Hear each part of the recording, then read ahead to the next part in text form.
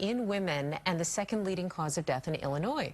This is Dr. Jonathan Strauss, radiation oncologist with Northwestern University's Feinberg School of Medicine, here to talk about screenings and early detection. Doctor, welcome. Thank you so much for coming. Thank you so much for having me. I'd love to talk about this important topic. Of course. So Suzanne Summers battled breast cancer for 23 years. Yeah. And as we heard Rhiannon say during the package there, she declined chemotherapy but pursued other means of battling the cancer. What is the typical survival rate for a woman who's diagnosed?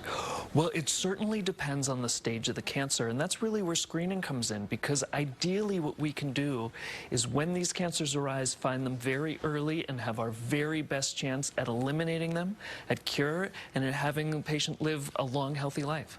Now, Summers was a self-help and fitness icon.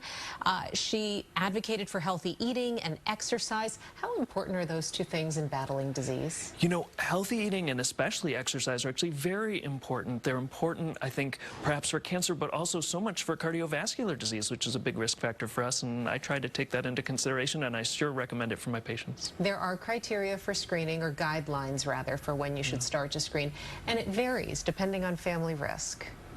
That's right, but really every woman should be starting at the age of 40, if not earlier, based on other risk factors. Are there barriers to getting women in to get their mammograms? You know, there can be. There can be barriers because of insurance and other reasons, but fortunately there are organizations out there to help even people without insurance. So I would encourage every woman when she gets to that age to advocate for herself. So we know now when it's appropriate to get a mammogram. What about the role of self-examination?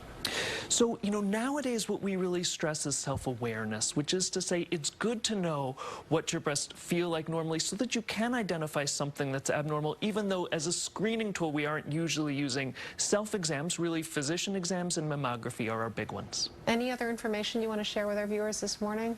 You know, I would only add that we're doing better and better in treatments, and I would encourage people to stay engaged and make sure they get their mammograms. That early screening is critical. That's right. Dr. Strauss, thank you so much for being with us this morning. Thank you for having your me. time.